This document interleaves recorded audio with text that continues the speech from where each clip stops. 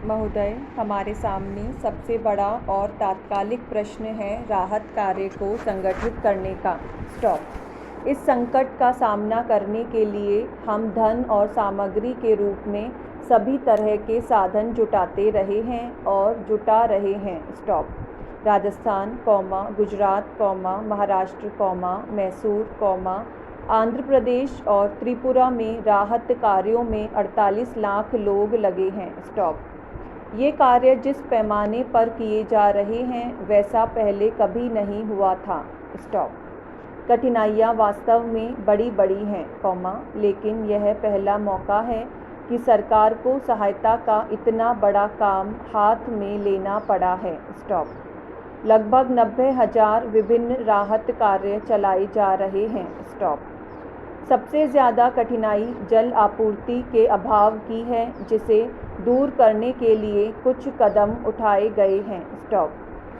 कुआं खोदने, रिंग्स के उत्पादन और पानी को जगह जगह पहुंचाने के लिए परिवहन व्यवस्था के वास्ते ऋणों और अनुदान के विशाल कार्यक्रम शुरू किए गए हैं। स्टॉप।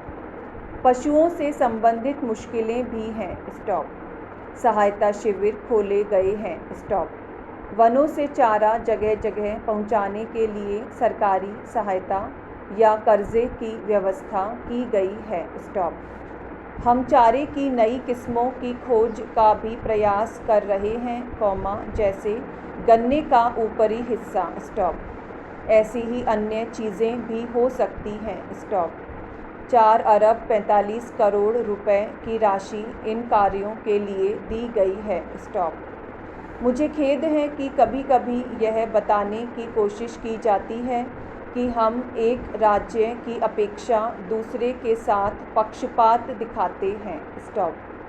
हमें सभी हिस्सों की कठिनाइयों पर चिंता है, चाहे वे भारत के किसी भी भाग में क्यों न हो, और हम सच्चाई से यह कोशिश करते हैं कि उपलब्ध साधनों के आधार पर सभी को समान रूप से सहायता मिले। स्टॉप। एक माननीय सदस्य का यह कहना था कि हमारे यहाँ हमेशा ही सूखा पड़ता रहता है। स्टॉप। मुझे कहने की अनुमति दें कि इस प्रकार के आम वक्तव्य स्थिति को बढ़ा चढ़ाकर और अति सरलीकरण के साथ पेश किए जाते हैं, जबकि हमारे सामने बहुत गंभीर प्रश्न उपस्थित है। स्टॉप। इस साल का सूखा कोई सामान्य सूखा नहीं है। स्टॉप। यह बहुत असाधारण सूखा है। स्टॉप। इससे कितने देश प्रभावित हुए हैं, यह बात इस तथ्य से स्पष्ट हो जाती है कि जो देश आम तौर पर अनाज का आयात नहीं किया करते थे, उन्होंने भी इस वर्ष बड़ी मात्रा में अनाज का आयात किया है। स्टॉप। वस्तुतः इस तथ्य की ओर संयुक्त राष्ट्र संघ कि किसी संस्था ने ध्यान दिया है और वह विश्वव्यापी आधार पर साधन तथा धन जुटा रही है, जिससे सूखाग्रस्त देशों की सहायता की जा सके। स्टॉप। उसने हमसे भी इसके लिए संपर्क किया है। स्टॉप। हमें इस कठिन वर्ष में भी मामूली आयात ही करना पड़ा है, क्योंकि हमने कृषि के क्षेत्र में पर्याप्त प्रगति कर ली है और अनाज का सुरक्षित भंडार बनाया है। स्टॉप। मैं उन माननीय सदस्यों से सहमत नहीं हूँ जो सोचते हैं कि आयात एक लज्जाजनक उपाय है। स्टॉप। Para change. महोदय, हम अवश्य ही आत्मनिर्भर होना चाहेंगे, लेकिन जब इतने बड़े पैमाने पर सूखा पड़ा और जिससे इतने ज़्यादा लोगों को कष्ट झेलना पड़ रहा हो, तो अगर हम आयात द्वारा उनकी सहायता कर सकते हों तो इसे गलत काम नहीं समझना चाहिए। स्टॉप। फिर भी हमने मामूली आयात से ही काम चलाया है। स्टॉप। देश के कुछ भागों में लोगों के दारुण कष्ट पर कुछ माननीय सदस्यों ने जो व्यथा व्यक्त की है, मैं भी उनमें शरीक हूँ। स्टॉप। मैं उन लोगों में नहीं हूँ जो आमतौर पर अखबारों के हवाले से कुछ कहा करते हैं, और मैं यह भी नहीं मानती कि अखबारों में सब कुछ सही छपता है। स्टॉप। लेकिन अगर कोई बात छापे में देखने को मिलती है तो माननीय सदस्य बहुत प्रभावित होते हैं। स्टॉप। मुझे जिस अखबार का जिक्र यहाँ करना है वह मुझे अभी कुछ देर पहले ही देखने को मिला है। स्टॉप। इसमें एक विदेशी संवाददाता ने, जिसने त्रिपुरा को छोड़ सूखाग्रस्त सभी राज्यों महाराष्ट्र, गुजरात, राजस्थान और मैसूर का दौरा किया है, जो कुछ लिखा है वह मैं आपको सुनाना चाहूँगी। स्टॉप। मैंने देखा कि अधिकांश भारतीय कृषि क्षेत्र वर्षा की कमी का सामना करने के लिए पहले की अपेक्षा कहीं अधिक समर्थ हैं। स्टॉप। हरित क्रांति असफल नहीं हुई है। स्टॉप।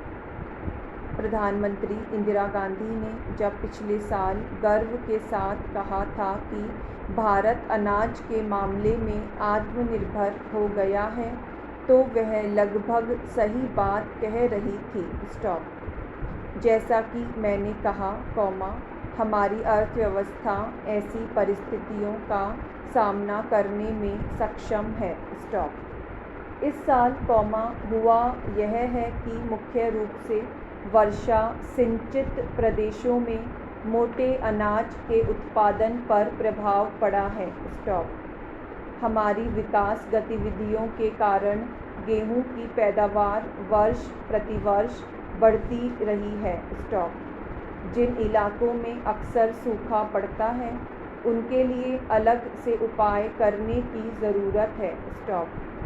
जैसा कि सदन को मालूम है, एक विशेष दल इन दिनों ऐसे क्षेत्रों के विकास के लिए कार्यप्रणाली को अंतिम रूप दे रहा है जो समग्र विकास के अंग के रूप में कार्यान्वित होगी। स्टॉप। हमारी चिंता का एक और विषय है खाद्यान्न की कीमतों में वृद्धि की समस्या। स्टॉप।